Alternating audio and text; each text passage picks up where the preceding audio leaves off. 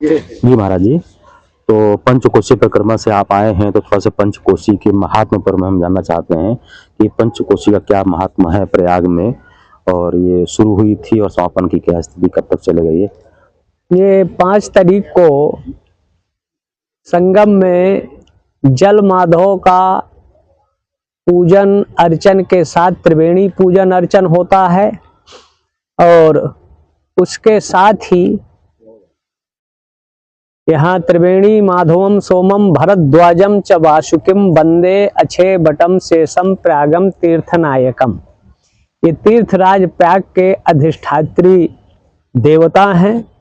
पंचकोशी पंचयोजन विस्तारणम, ये स्कंद पुराण जैसे 4 पुराणों में ब्रह्मांड पुराण और 100 अध्यायों में माघ का महात्म इस तीर्थराज प्रयाग का दिया हुआ है। ये तीर्थों के अयोध्या, मथुरा, माया, काशी, कांची, अवंतिका, पुरी, द्वारावती चैवे सप्तैते। तो तीर्थराज प्रयाग राजा के रूप में था, और इस यात्रा का प्रारंभ याग बल और भरद्वाज जी के काल में 14वें मनवंतर के 28वें तेता में 1,79,76,000 वर्ष पूर्व स्कंध पुराण के आधार पर निरूपण मिलता है। कालक्रम के प्रभाव से यात्राएं ये चलती रही। बीच में इस्लामिक काल में यहाँ जो एक किला जिसको बाबर का किला कहा जाता था, ये गुप्त सम्राटों का एक तरह से राजधानी के रूप में था। और यहाँ महाभारत काल में भी, अगर आदि शंकराचार्य के काल में कुमारेल भट्ट अवैदिक मतों के आचार्यों से विद्या लेकर उनको पराजित भी किया था।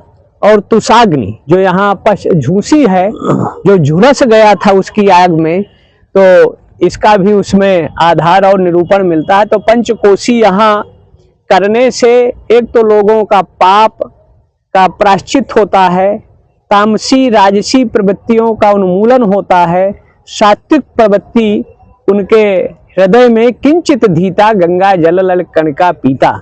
जब व्यक्ति यहाँ परिक्रमा करने जाता है तो जल में 12 माधव का यहाँ निरूपण है, और उन माधव का जल माधव है। कई माधव तो यहाँ खंडित हो गए, नहीं है वर्तमान में 12 में से, लेकिन कुछ माधव की स्थापना और उनका जीर्णोद्धार आदि हुआ। उन 12 माधव जो विष्णु के रूप में हैं, जिनका पंचोपचार षोडशोपचार पूजन करने से जो 12 आदित्य हैं या 12 महीने हैं, उनकी चित्त वृत्ति स्थिर रहती है। तामसी राशि प्रवृत्तियों का उन्मूलन होकर सात्विक प्रवृत्तियों का उदय होता है, और एक तरह से भगवत प्राप्त मुक्ति का मार्ग मनुष्य का प्रशस्त होता है। यहाँ कल्पवास करते हुए 1 महीना का पौष की पूर्णिमा जो पुख नक्षत्र से युक्त होती है और मघा नक्षत्र से युक्त माघ की पूर्णिमा है, इसके मध्य में जो यहाँ वास करता है, स्नान करता है, पूजन करता है, तो उसको दिव्य दृष्टि की प्राप्ति होती है। वो मोक्ष का अधिकारी होता है, स्वर्ग का अधिकारी होता है। और 1 महीना वास करने से 5 दिन, 8 दिन, 11 दिन, जैसा जिसको समय हो, इसमें 11 से शिवलिंगों का निरूपण है। अत्रि आश्रम का जो अतरसुईया है उसमें 80 आश्रमों का निरूपण दिया है। ऐसे 300 यहाँ आश्रमों का निरूपण 5000 वर्ष पूर्व जब यहाँ धर्मराज आए थे युधिष्ठिर, उनके काल का निरूपण है। लाक्षागृह में यहाँ प्राग में जलाने आदि का उनका वर्णन भी मिलता है।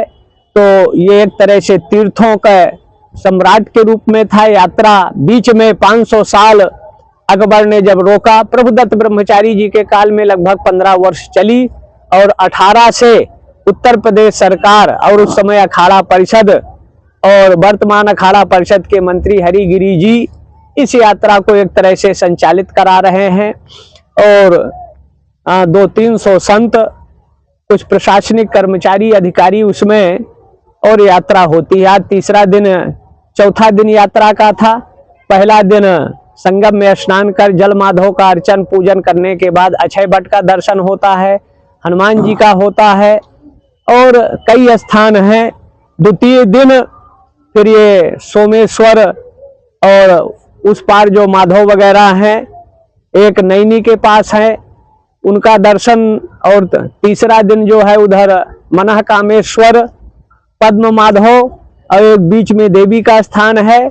और फिर एक और उधर आता है उस पार, उधर भी उनके दर्शन पूजन का है। और फिर चौथे दिन यहाँ से संगम में पूजन कर, स्नान कर, और इधर ये जो विहंगम योग वालों के अंदर में है, इनका पूजन करते हैं, दुर्वासा का करते हैं। झूसी की तरफ, हाँ, झूसी टकरा कोटवा में दुर्वासा ऋषि रहते थे, साधना उपासना का केंद्र था हर तरह से। उसके बाद फिर पांडवों द्वारा स्थापित जो पडेला महादेव हैं, और सिंगी ऋषि का है सिंगबेरपुर में, जो राम को लाने में अपने यज्ञों के मंत्रों से अहम भूमिका अदा किया।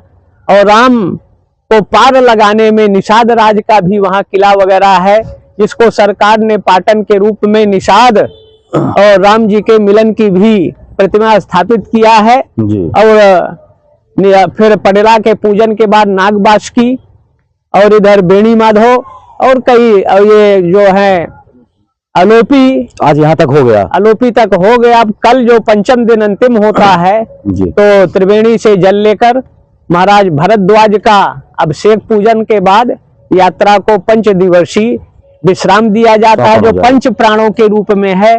प्राणः पंच गति, तो प्रकृति के पंच तत्व नियंत्रित होते हैं, संतुलित होते हैं, और मनुष्य के जो पंच तत्व है संतुलन से जो टेंशन बढ़ता है वो भी संतुलन होते हैं, एकाग्रता की प्राप्ति होती है, और भगवत स्मरण में उनकी चित्त वृत्ति स्थिर होती है। इस तरह से पंचकोशी परिक्रमा पूरी हो जाएगी कल।